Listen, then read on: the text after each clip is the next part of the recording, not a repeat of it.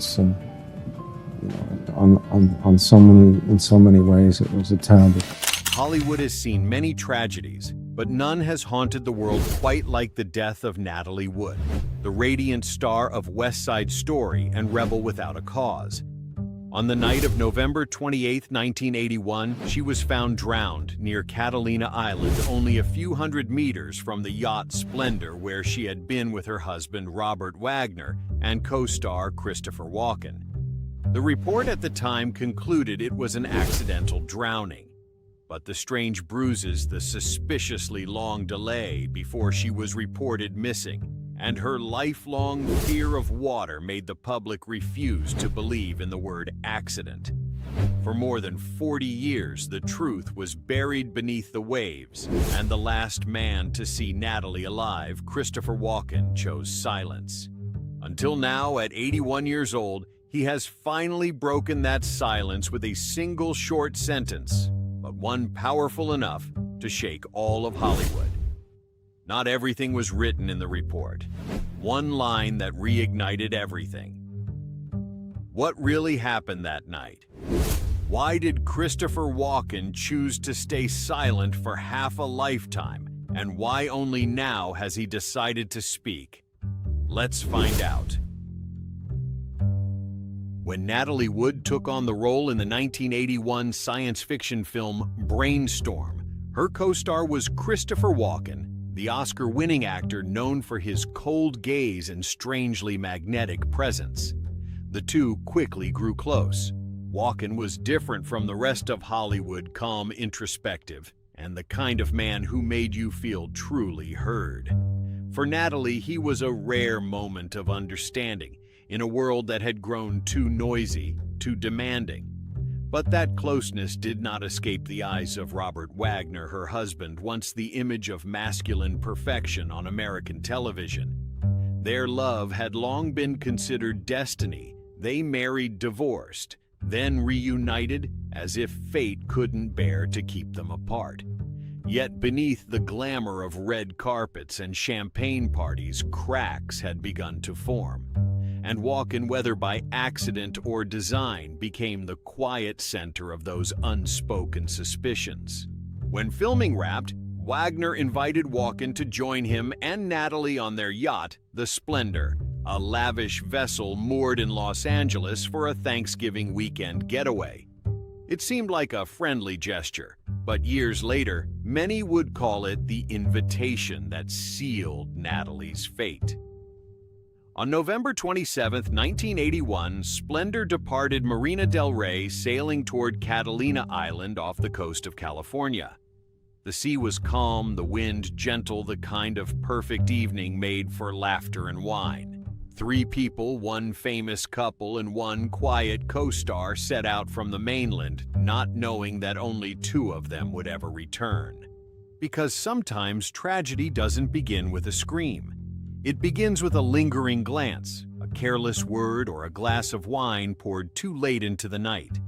And that night, under the still waters of Catalina, another story began. A story that even 40 years later, Hollywood has yet to forget. From that moment, the world began asking questions that still have no answers. What really happened aboard the Splendor on Thanksgiving night, 1981? That afternoon, Marina del Rey shimmered beneath a golden sunset. The Splendor, over 18 meters long, slipped quietly from the dock carrying 4 souls: Natalie Wood, Robert Wagner, Christopher Walken, and Dennis Davern, the yacht's captain. They sailed toward Catalina, just 30 kilometers from Los Angeles, a short, ordinary weekend trip.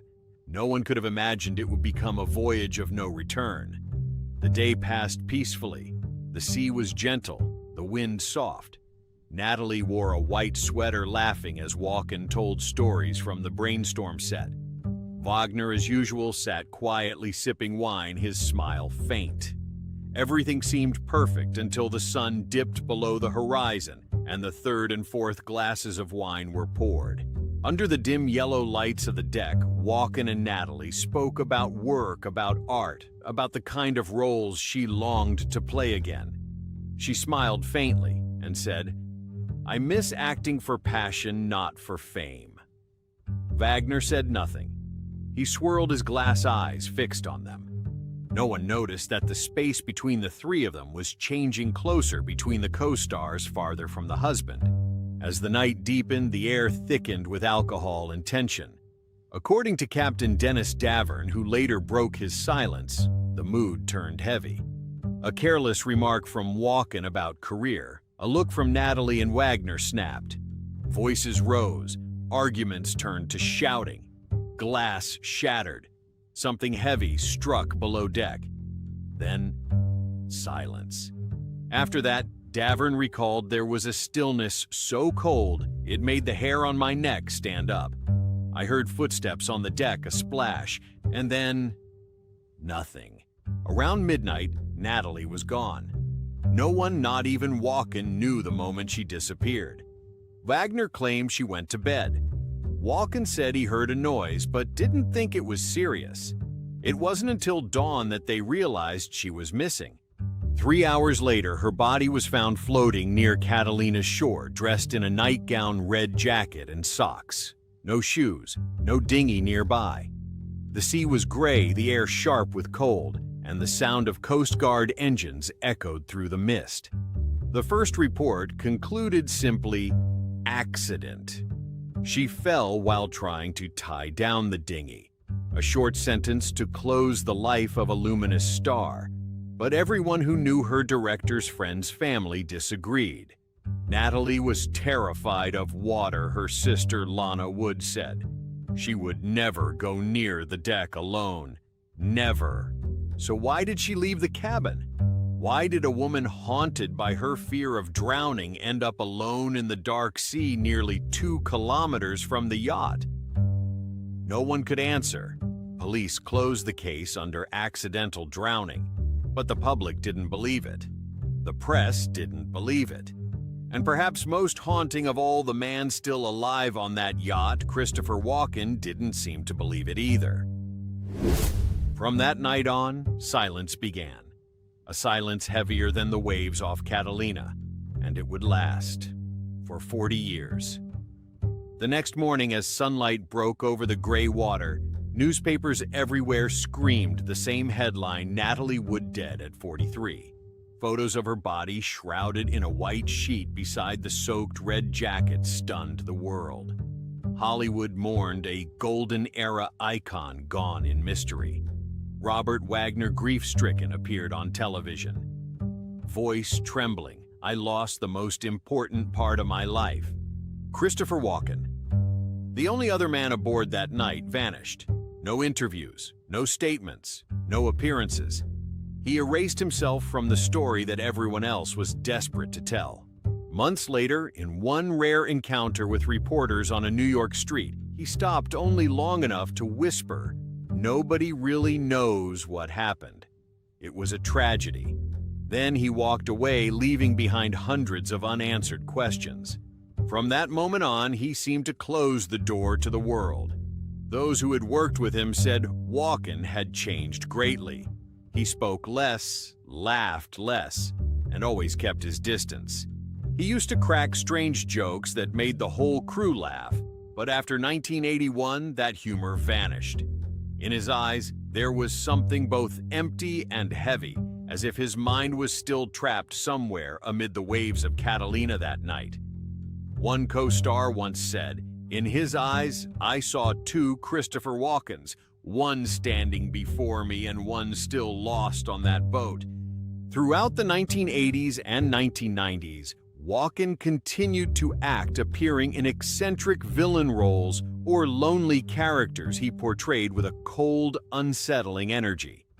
But the perceptive ones could tell, behind every performance lingered a quiet sadness, a feeling he no longer acted out, but lived with. The press never stopped mentioning him whenever Natalie Wood's case resurfaced. Tabloids called him the last witness, the man who knows the truth but stays silent. Though there was no evidence against him, Walken remained a shadow in Natalie's story. Yet he never justified himself or reacted. When asked, he only gave a strained smile and said briefly, "I don't want to talk about it. It's in the past."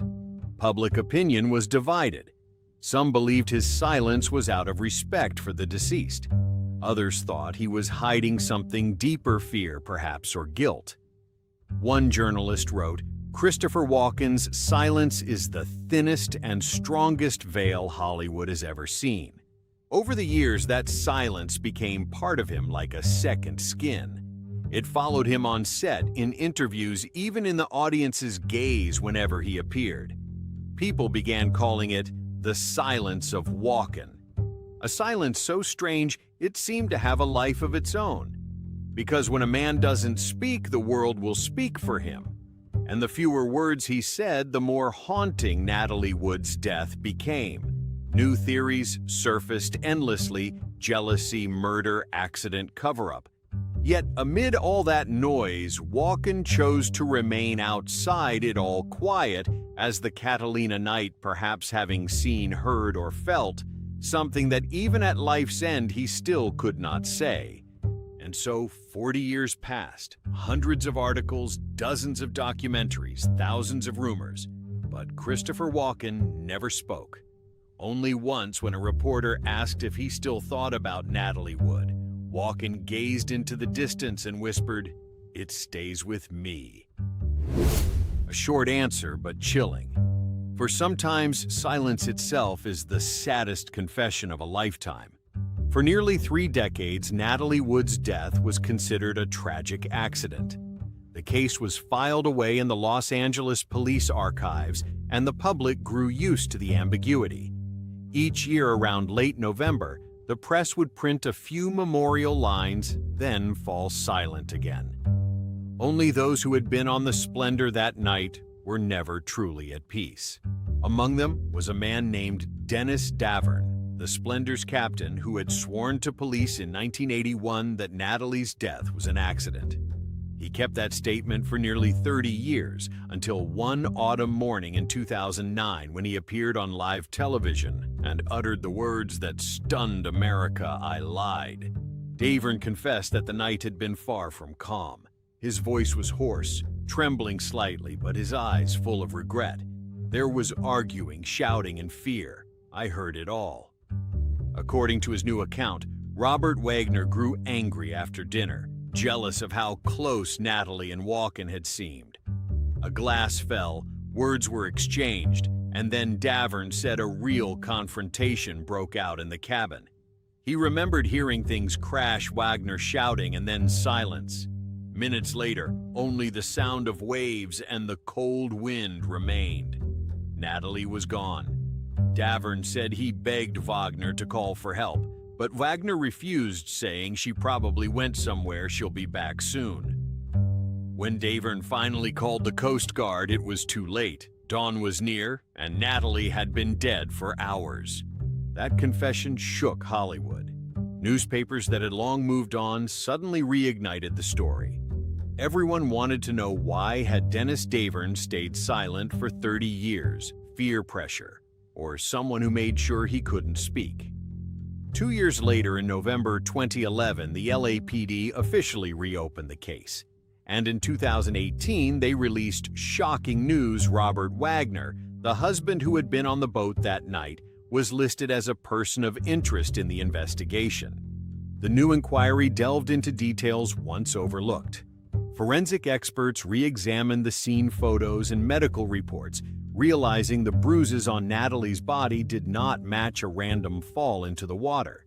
One investigator said, "We believe something happened before she went overboard." Meanwhile, in a small house in Connecticut, Christopher Walken, then nearly 75, his hair white, his voice slower but still deep, was also contacted by police. According to internal sources, Walken cooperated privately. He did not evade. He recounted that everyone had been drinking that night, that Wagner and Natalie argued, and that the atmosphere on the yacht grew tense.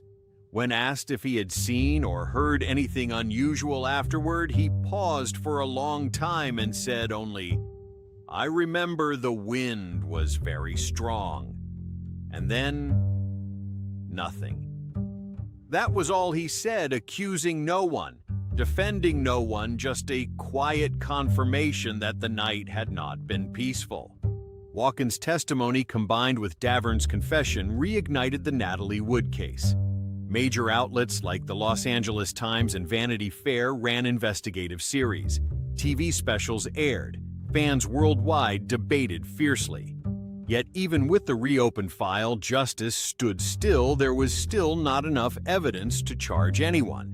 Robert Wagner, then 90, refused all interviews. He neither confirmed nor denied anything. "I've said all I know," he stated through his lawyer. "I just want to be left alone." Meanwhile, Christopher Walken chose his old way, silence. But this time it felt different. Not avoidance, but fatigue, a quiet acceptance that some truths, even if spoken, would find no one brave enough to hear. People asked again, if there's truly nothing, why does Walken still carry that haunted look in his eyes after 40 years? Perhaps only he knows. For sometimes truth doesn't just crack. It dissolves into silence, lying still beneath the Catalina waves, where the splendor's lights once shimmered, before fading into the Thanksgiving night of 1981. The 1980s were an era when fame outweighed truth. Studios, producers, and the media together built a colossal wall of honor, burying scandals beneath smiles for the camera. In that world, silence wasn't cowardice, it was duty. A single misplaced word could collapse an empire. One rumor could destroy a career overnight. For Christopher Walken, 1981 was the peak of his fame. He had just won an Oscar, was in high demand, and each new role could elevate him among the legends. But then Natalie Wood's death struck, and suddenly he went from a rising star to the last man to see her alive. In an instant, his shining career hung precariously between light and darkness.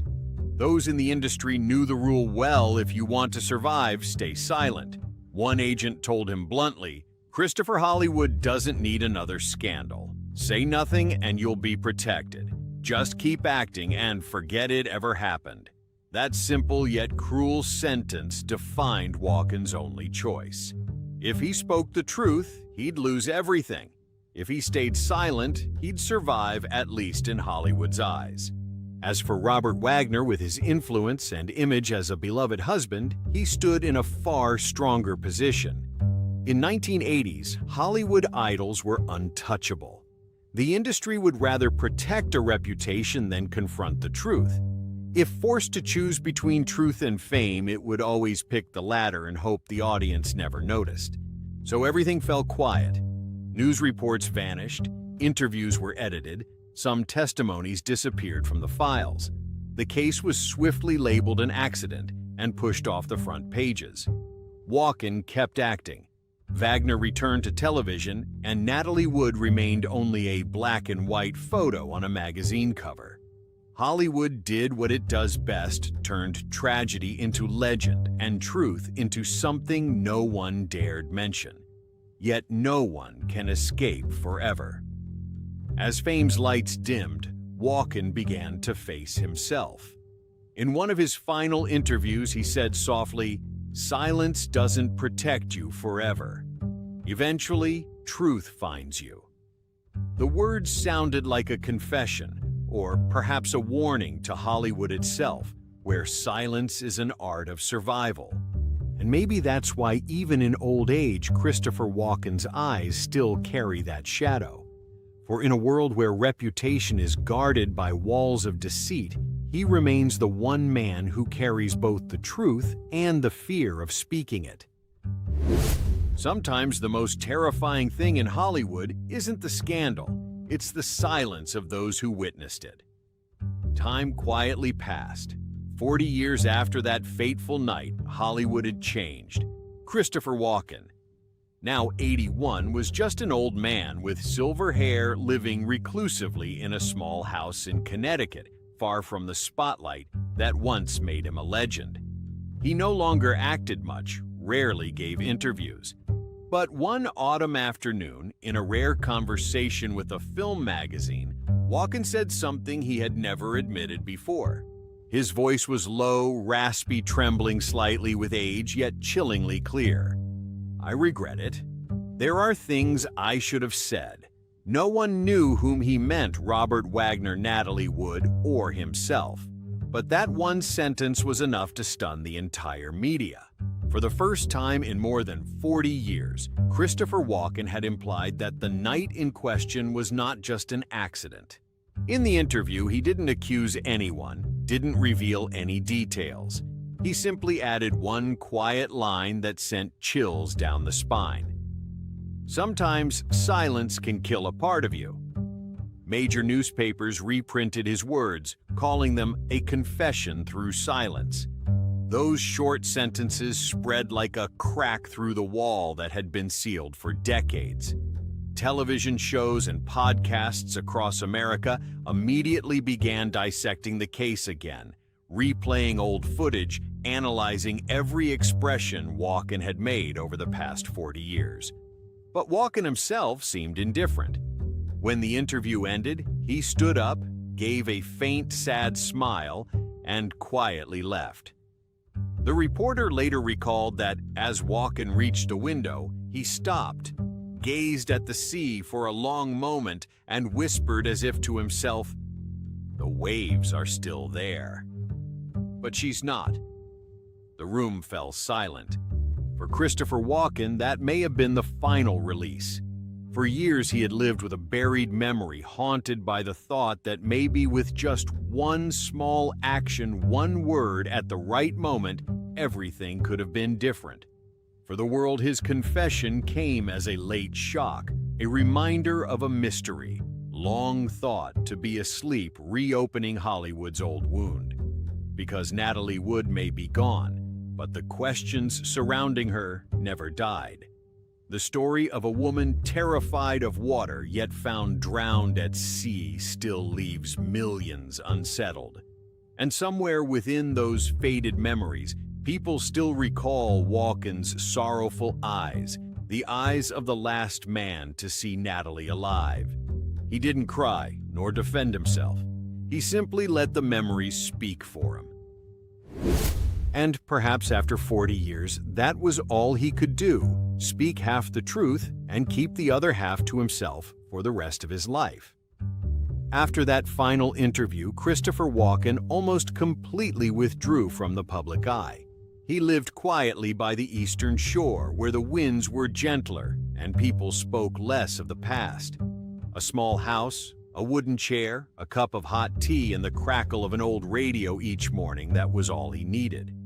To many, he remained a legend.